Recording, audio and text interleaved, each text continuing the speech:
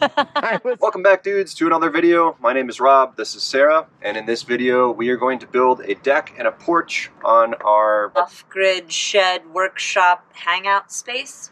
We are at almost 8,000 feet, and it gets really snowy here. And one thing that we learned building here was that you need to kind of think about the roof and the building. We optimized it for the solar panels on the other side and also like blocking wind over a little berm and everything. But that meant that this face of the shed literally doesn't get sun. Like Sarah was saying, was the snow would slide off the roof and just kept building up and building up and building up and building up. It was about here. So what we wanted to do before this winter was get a roof extension on here so that the snow piles up a little bit further away from the building and doesn't push on the windows so much. All right, let's dive into it and we'll see how it goes. It's not even going to do it justice. It's gorgeous. Wow.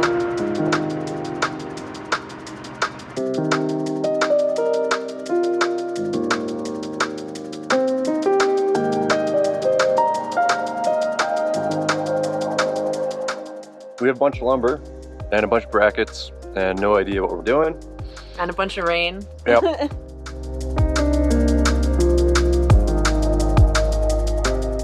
The next day, this is what we got done. I was riding all day, so we didn't get a ton done today. Slacker went biking. And the plan is to have a post here, centered right there, another post here, centered on that one, and then we're gonna leave some space and put a post over here and leave this open. And the thought is we can just run a railing here with something that goes down so that when the snow slides off the roof, it doesn't start collecting against the side of the shed. We don't really know what we're doing though, so we'll figure it out. That's not new for us though. Let's go set some posts. So we have this board against the bottom edge of the shed that is level with the bottom edge of the shed, and then that is sitting on some pavers. Not a ton, but we don't really expect this deck to hold a ton of weight. And then what we're doing is running a 36-inch board, which represents the 6 planks we're gonna run on here, and using this level here to make sure that it's pitched down just enough to where the edge of the bubble touches that first line.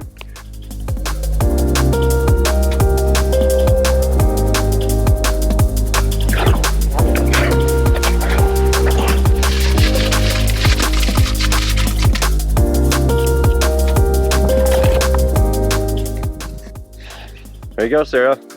We got some post supports in here. Footings. Yep. They are definitely to code and 36 inches deep.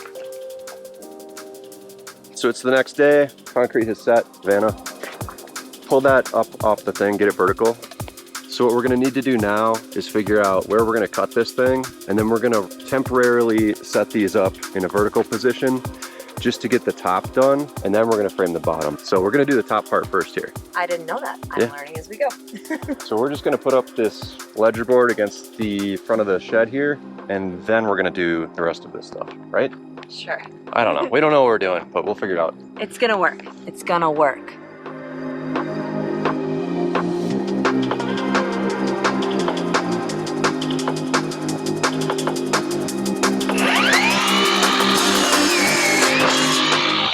$16 on center, right? Yes. Yeah. All right, good. We're on the same page.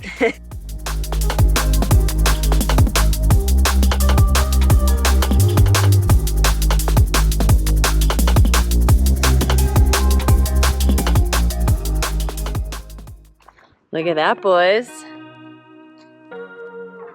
It's a roof. Or, well, it's a pergola anyway at this point, but... All the joists up, the bird mouths definitely perfectly fit on every single one. I got pretty good at those. And we ended up not doing 16 on center, we're doing 12 because we wanted just a little bit of extra support for the snow load. We started to get nervous. We'll see.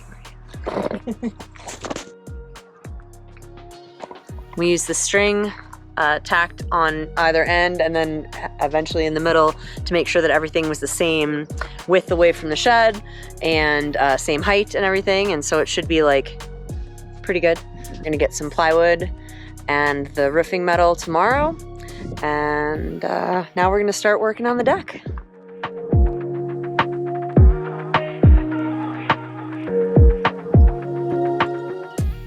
Frame is done. And now we're just going to slide the deck boards on it. We put the height at just the right amount where it'll slip, hopefully, under the entrance of that front door. And then we're gonna have to trim this last deck board to get around the posts. But yeah, let's throw some in there quick. Time lapse.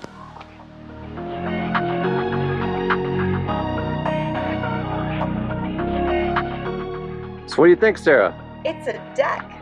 Would you say that you're loving the deck? You're a deck lover? Okay. Can't get enough of the deck? I do love the deck.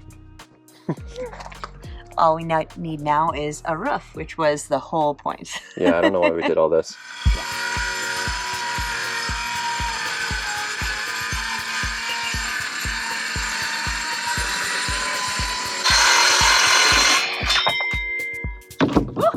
I was waiting for that to happen.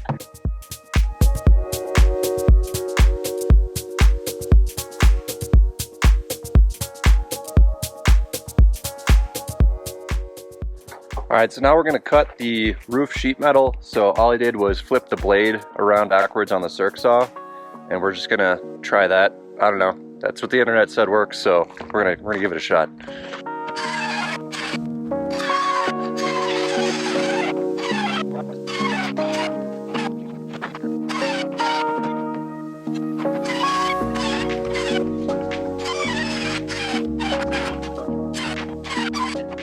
I mean, it worked. It definitely was binding a lot. Maybe if I had a different setup so that the metal wasn't moving at all, that'd be better, but hey, cut it. Cut was clean. Let's do it. So we got a bunch of free wood today. It's just a bunch of random trim from some house that was being torn down.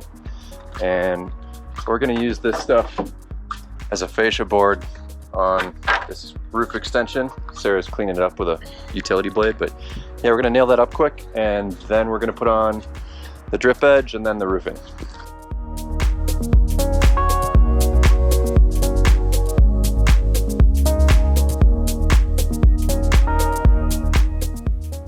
All right, so we're about to install the roofing here, and I did want to point out one thing. So you can see the profile here. This is symmetrical on the peak here. It's kind of got a peak and then a low, and these two lows are on the same height. If you go all the way to the other end, this is asymmetrical, and this is called a drain channel or an anti-siphon channel. So this goes on the bottom, and then this goes over the top. Now it's pretty subtle. You can actually see the guys who did the shed did it backwards, and it's not right. That's why the panels are not lining up very well where they overlap. But again, this goes on the bottom with the lower part right here. So when the water wicks up right here, it then falls out right here. So we're gonna make sure we start with this panel and go that way, and then we should be all good the rest of the way. All right, there we go. We have a finished roof extension on our shed. Woo! There you go. Pretty cool. Sweet. So now this winter, instead of the snow piling up against the side of the building and pushing on the window and the screen, it should just be a big pile right here, like this tall. Be like an igloo. Yeah. It'll be good. Yeah. All right, done for now. Let's go do We got something fun. fascia and everything. Yeah, that looks fancy. Woo!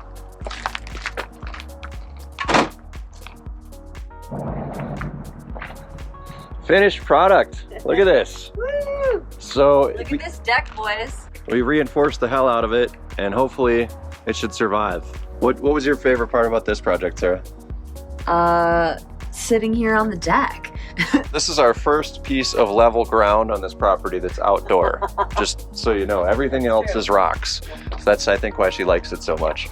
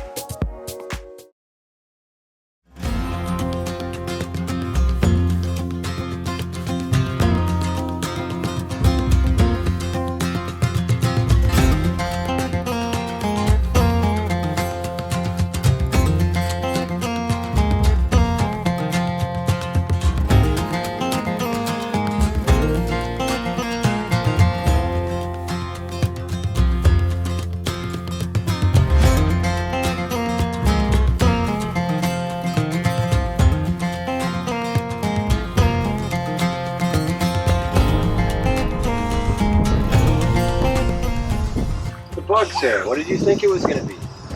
It's a bug. See? It's like a Yeah, you're hilarious. It's a butterfly. Like a toddler.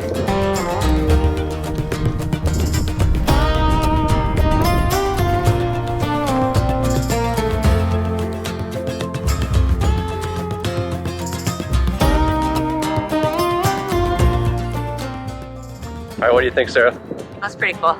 Yeah, it was neat to see something you've seen so many times in photos and calendars and movies and music videos. yeah. All right, onward. Let's pitter patter. Gerda.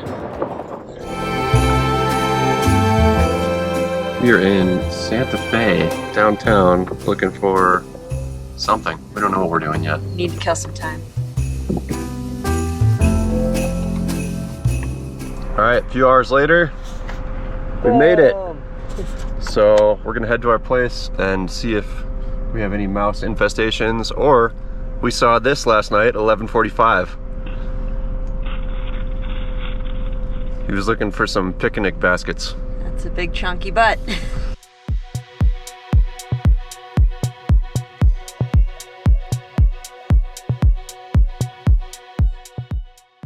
We made it. Place looks decent. The snow is coming off the roof okay. But what we already looked at over here were the bear prints. Right there, and there, and there. Time to see if the bus is okay. How many mice? I'm gonna go with 2. Okay.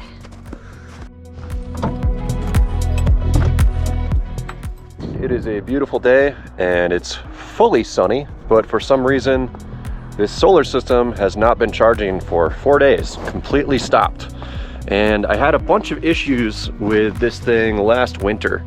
I'm not really sure how I resolved it, but one of the things that I was reading was that these self-heating lithium-ion batteries from Ampere Time are bunk. The self-heating element causes them to drop, and really they're just, I shouldn't have bought self-heating batteries. So we're gonna try to see if I can heat them up, and then if it starts charging again, the reason is the batteries got too cold.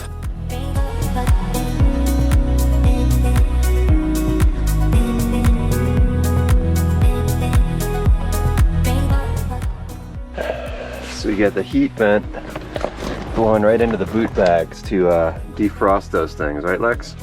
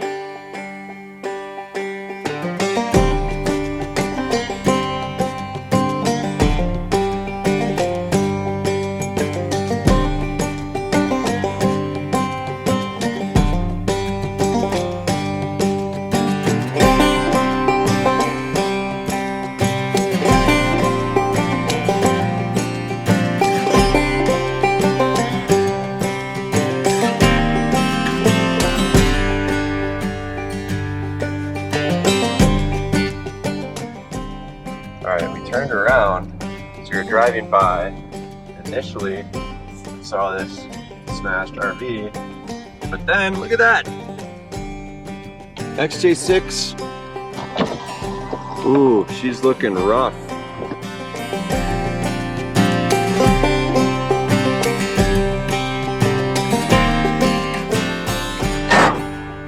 Oh, okay. Well, that's what happened to that.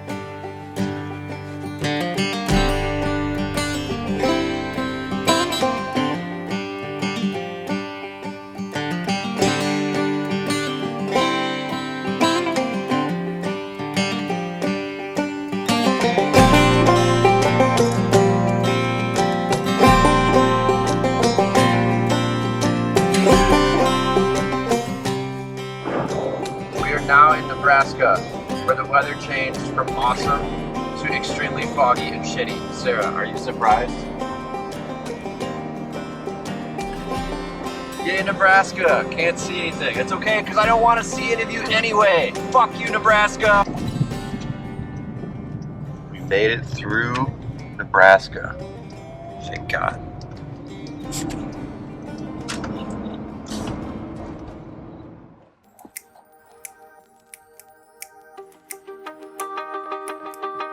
Oh, there's a tail. Smiling. Sarah, it was 21 degrees last night. I was pretty warm though. What about you? Yeah, diesel heater. Good boy. I know. And he's like tucked in like a little burrito. Oh, good God. Get out of here.